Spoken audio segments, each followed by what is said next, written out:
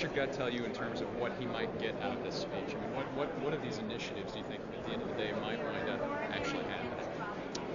If I had to put a bet on one thing happening, it would be the Capitol bill.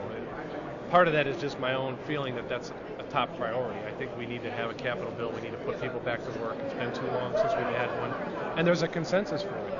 How we pay for it is another matter, but I think that with a reasonable revenue source, whether that's gambling or whether that's in some other way, other syntax, I think there's a consensus for it. Senator Bill Brady from Bloomington. This is the governor's sixth State of the State / budget address. What's your initial reaction to what he had to say? Well, it was short and confusing. Unfortunately, there were elements of this budget that are important, but then he turned around and almost reversed them. $300 million in business incentives to bring jobs back to Illinois one time, and then turns around and taxes businesses over $600 million annually.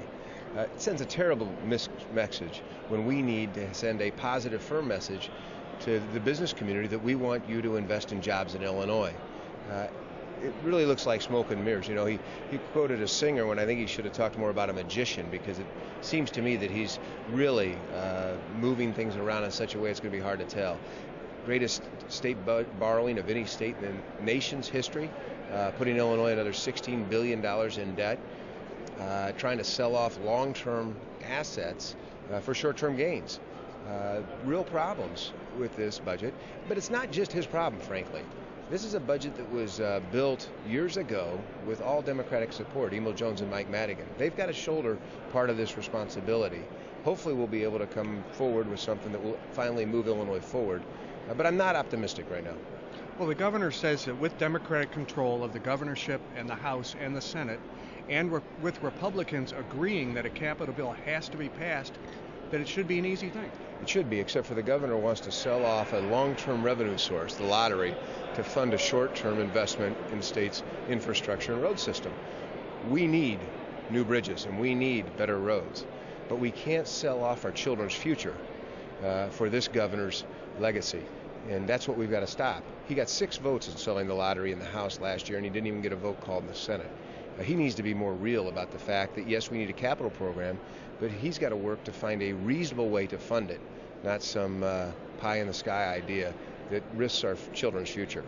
One of the benchmarks of today's speech was helping families and small businesses, and what he wants to do is cut corporate taxes on small businesses. Businesses, he says, that pay no taxes. What do you think? Well, this is a one-time cut. This is bait and switch like we've never seen.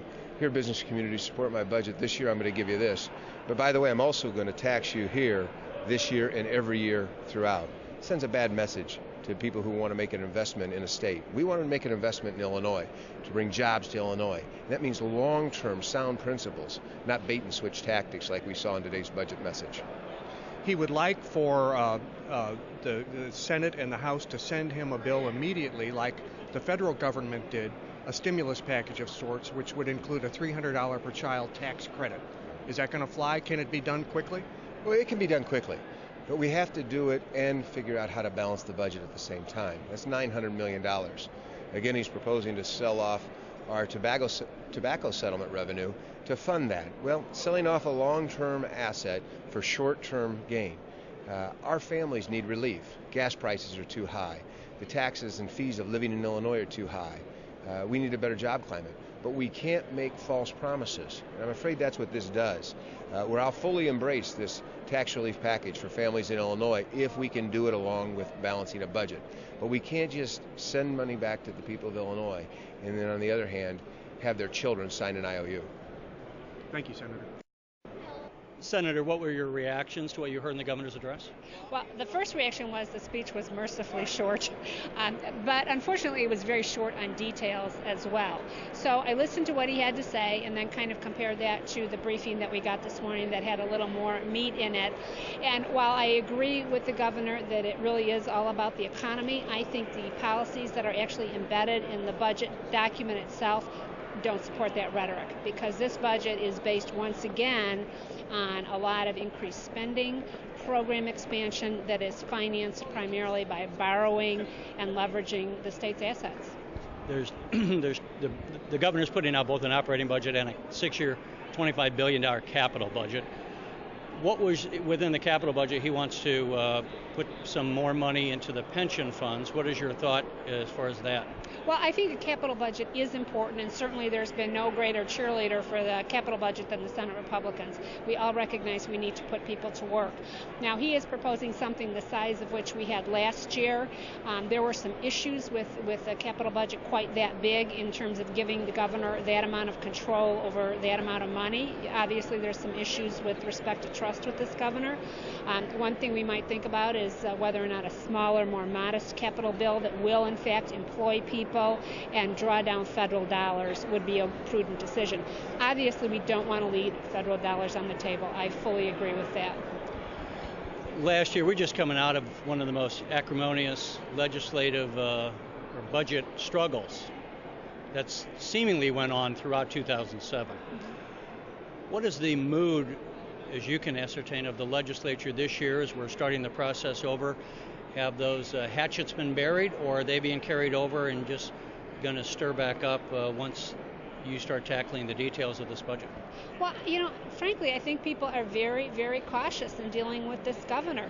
The fact that we didn't get any details today, to me, raises a red flag. The fact that there was not the traditional briefing that the legislature ordinarily gets the day before is a red flag. It's like, what are these details, and why are you not comfortable trotting them out there so everyone can see them in the light of day? The other problem, we're talking about the governor's budget of fiscal year 09, which right now we're in fiscal year 08, and according to Comptroller Hines, the state's going to be running out of money perhaps around April. What are your thoughts as far as how the state government's going to continue to operate between April and July? Well, first of all, we did pass a balanced budget last year. That is, of course, statutorily required. The governor vetoed about $500 million out of that budget. If he was concerned that it was out of balance, he could have vetoed more. He left in that budget $100 million in pork spending, which is still there. So he needs to control his spending of the allocations he was given this year and manage, knowing that revenues are taking a downturn. Any thoughts on how the state, though, is going to continue to do it? You're saying I think we're short $750 million. Even if he were to veto $100 million, you're still going to run out of money. Well, he is proposing across-the-board cuts. Perhaps those need to occur prior to the next budget year. There's always some flexibility on the spending side that the governor has. He needs to exercise some restraint. Okay. Anything that wasn't in the bill you wish would have been? No, my primary focus at this point, and I do think, obviously the state is in a difficult situation. There are tools that could be used to help right the fiscal ship of state, but to utilize those tools absent spending restraint makes no sense. So first and foremost, the governor has got to agree to stop the program expansions, and then we can sit down and talk about making things better in the long run. All right, Senator Christine Radogno, thank you for joining us on the Illinois Channel. You're watching the Illinois Channel, an independent nonprofit corporation formed to provide gavel-to-gavel coverage of Illinois state government and other public affairs events taking place across Illinois. If you have any comments or questions on our programming, please email us at illinoischannel@aol.com. Or if you have any questions about the Illinois Channel, please visit our website at www.illinoischannel.org.